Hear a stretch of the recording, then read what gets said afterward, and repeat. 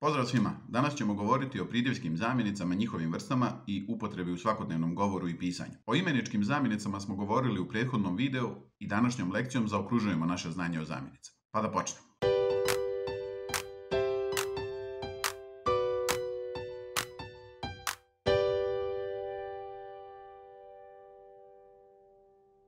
Pridjevske zamjenice zamjenjuju imenice u rečenici i odlikuju se istim osobinama kao pridjevi. Dakle, stoje uz imenice i bliže ih određuju.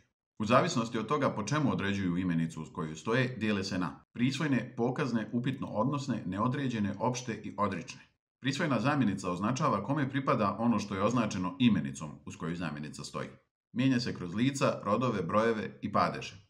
Prisvojna zamjenica koja upućuje na drugo lice, na primjer, glasila bi: u muškom rodu tvoj, u ženskom rodu tvoja, u srednjem rodu tvoje. U okviru prisvojnih zamjenica imamo i povratnu zamjenicu za svako lice: svoj, svoja, svoje. Ovu zamjenicu ne treba miješati sa drugim prisvojnim zamjenicama. Ukoliko želimo da kažemo da je Marko izgubio svoj telefon, nije pravilno reći Marko izgubio njegov telefon, jer bi ta rečenica imala potpuno drugačije značenje. Pokazne zamjenice upućuju na osobinu imenice uz koju stoje. Kada pokazna zamjenica za biće i predmete upućuje na nešto što je blizu govorniku, ona glasi ovaj, ova, ovo.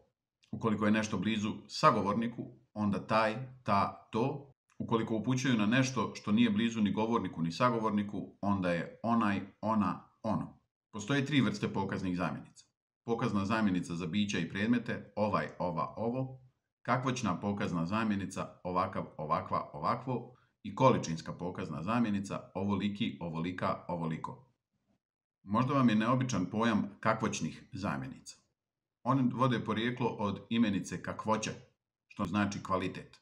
Dakle, ove zamjenice bismo mogli nazvati i kvalitativnim zamjenicama, ali možda je bolje da koristimo našu riječ. Kakvoća je isto što i kvalitet. Upitno odnosne pokazne zamjenice služe za postavljanje pitanja o osobini imenice uz koju stoje. Postoje 4 vrste upitno odnosnih pridjevskih zamjenica. Za biće i predmete, koji, koja, koje.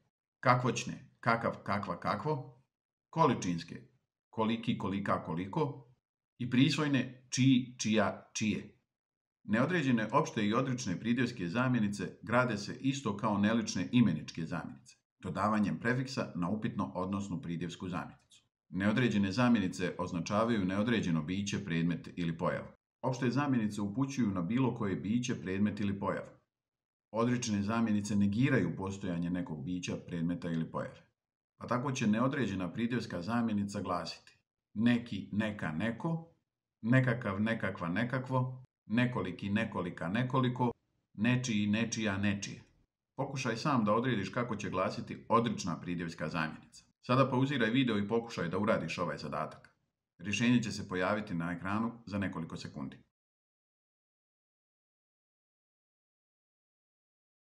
Moramo voditi računa o pravilnoj upotrebi odrične zamjenice u pisanju.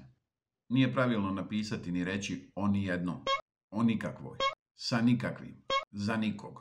Pravilno je ni o jednom, ni o kakvoj, ni sa kakvim, ni za koga. Značenje opštih zamjenica može biti iskazano i dodavanjem prefiksa i ili riječi ma, bilo i god na upitno odnosne pridjevske zamjenice. To bi bilo sve za danas. Ova lekcija je složena zbog velikog broja vrsta i podvrsta pridjevskih zamjenica, pa vam zato preporučujem da je odgledate više puta kako biste razjasnili ono što je ostalo nejasno. Ukoliko vam je ovaj video bio koristan, ostavite like i zapratite kanal. Pozdrav!